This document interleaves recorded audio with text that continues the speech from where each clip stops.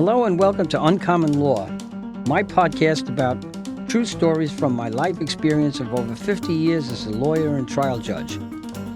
This is a look at the law from the inside out, stuff they don't teach in law school. This is Judge Rudy Greco, retired justice of the New York State Supreme Court. The right to bear arms, conferred on all Americans by the Second Amendment, is a hot button issue. It would guarantee to raise strong feelings on every side of the equation. These next three short stories, I think, will shed some light on the whole issue and perhaps put it in a different perspective.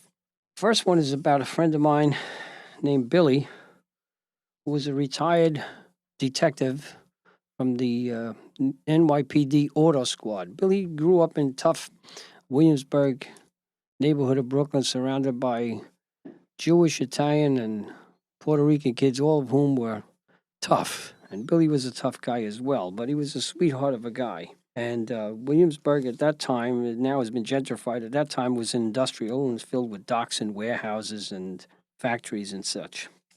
Billy retired as a detective from the NYPD and hired on as a man Friday to a hedge fund guy who was super wealthy, also a Brooklyn boy like Billy. And that guy lived in a 24-room Park Avenue condo. He hired Billy because Billy was a Brooklyn guy, because Billy was a retired policeman. He had a gun license and he could drive. And Billy was man Friday driver and bodyguard to this gentleman. He was on call. The pay was excellent. It was big pay for that line of work. But Billy the downside was Billy had to be on call for the most part. They got along famously because they were both Brooklyn guys, even though they ended up in different walks of life. They both grew up on the streets and could speak the same language. Billy took to hanging out at the racing club, which was on East 67th Street, across from the Fox Television Studios, which was owned by his best friend, Shelley, the bail bondsman. And it was convenient because Billy's boss lived only 2 blocks away on Park Avenue. So he could hang out there and hang around and enjoy downtime and still be right nearby before and after he was on call. He liked the job, the pay was great, and he hung out at the racing club all the time because he didn't necessarily want to go home. He wasn't happy about going home. He had been out on the streets all his life, and he wasn't a homebody, and it wasn't necessary for him to be home. So late one night, Billy and a couple of other regulars, it was a quiet night. It was late. It was after 12 o'clock. It was just hanging around, drinking and talking. And in comes 3 armed robbers, one of whom was bearing a shotgun. The other 2 had pistols. The shotgun guy went right to John, the bartender, one of Billy's good friends, and put the gun to John's head and told everybody else at the bar, the other 2 or 3 patrons, lay down on the floor, put your hands by your side, and don't make a move. Billy did what he was told. The other 2 guys with the pistols moved on towards the back of the restaurant, where there was a kitchen, men's room, and coat room, and then the last room in the place was a restaurant. And each of them proceeded. And one of them was in the kitchen and put a gun to the chef, a dishwasher, and a waiter. And the other guy went to the back room where there were a couple of customers dining late, and everybody was under the gun. The guy in the middle eventually went to the back to help out, and that gave the waiter an opportunity to sneak out the side door and run up the street to the 19th precinct, which was just a half a block away, and summon some policemen. When it was all over, the gunmen left with cash and whatever else they could find, jewelry, and they were met by 6 armed uniformed policemen from the 19th precinct at the front door, who surprised them. And they were arrested and captured. A few days later, I was talking to Billy. Actually, I was doing some depositions of everybody in the holdup because the owners were friends of mine, and we wanted to get everybody's testimony down pat and see what exactly had happened. And I asked Billy, I said, Bill, What happened? You had a gun. These guys came in with guns. What happened with you and your gun? The gun's there to protect yourself and everything else. He says, yeah, the gun stayed exactly where it was, in my shoulder holster, under my jacket, where nobody could see it. This isn't Dodge City. These guys had shotguns and pistols trained on everybody else, and nobody was going to get shot up on my account. He said it would be totally stupid. So thankfully, they didn't see the gun, and I just let it sit where it was. I'm not dumb, he said, and it would be foolish to take a gun out in those circumstances. And that's the end of that story. The next one is about a friend of mine who was a fellow named Gabe, who was the retired head of the Queens District Attorney's Narcotics Bureau. And Gabe had been a top-notch prosecutor in narcotics cases for years and years and built a big reputation, and rightfully so. He did it right. He was a total professional and a very, very good assistant district attorney, a good prosecutor. And Gabe had retired, and because he had such a name, went into private practice with another criminal lawyer, and they did criminal defense work. And Gabe had been doing very, very well. Started to make quite a bit of good money on the criminal defense side.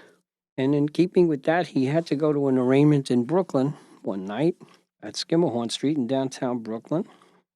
And he went to the arraignment, represented his client, and it was a warm summer night.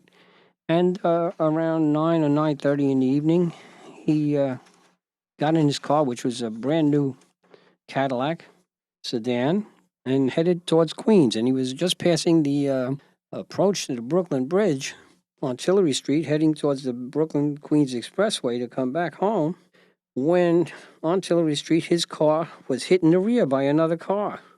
Well, Gabe pulled over, and the other car that hit him pulled over to the curb. Not too many people on the street out there. And the two guys in the car, the two occupants of the car, a couple of young guys, got out of the car and approached Gabe at the side and put a gun to his head. Here he was, a nice, prosperous, portly white guy, looking middle-aged and happy in his brand new Cadillac.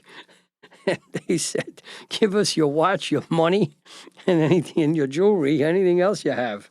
And Gabe turned it over. Now, Gabe, he carried a gun. He was licensed to carry a gun. And when he told me this story at lunch a couple of days after this happened, I said, Gabe, what about the gun? What did you do with the gun? He says, I left it just where it was. He said, thank God they didn't see it. They'd have killed me because I showed the gun. He says, are you kidding? They had the drop on me. I wasn't doing anything. I was just glad to survive.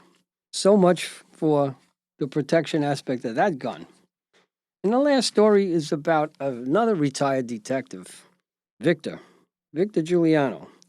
Victor he's like the walking embodiment of Lieutenant Columbo on the TV show. Victor looked like he was half asleep, but that was misleading. Victor was never half asleep. He was super wide awake all the time. He had a very successful career on the hotel squad of as a New York detective. And the hotel squad was a choice detail, and Victor had a big, big reputation in all the hotels for catching culprits that habitually hang around hotels, pickpockets, and you name it, thieves, burglars, what have you. And Victor had done a very, very good job. Victor had a nice reputation. I was in a bar with him downstairs opposite the criminal court where we used to hang out. They're called the Part 1. And I remember a bad guy comes up to Victor and he said, I remember you. He said, I know you. You don't remember me. He said, you're Detective Giuliano, and you arrested me. He says, I'm going to tell you. You got me clean, he said. You're a real good detective, he said, and you played clean. I really appreciated that, and I respected that. He said, let me buy you a drink. And that's the kind of reputation Victor had. And that reputation went on when Victor became, after he retired, a private investigator. And he had very, very prominent clients. He did very, very well as a PI, working for criminal lawyers and their clients doing investigations.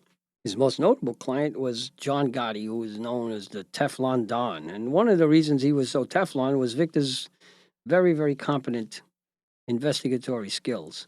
Victor would come up with all sorts of things that were very helpful to John Gotti's defense. And John Gotti managed to frustrate the feds, and the feds didn't like Victor very much for his role in helping John Gotti, but he was doing a professional job.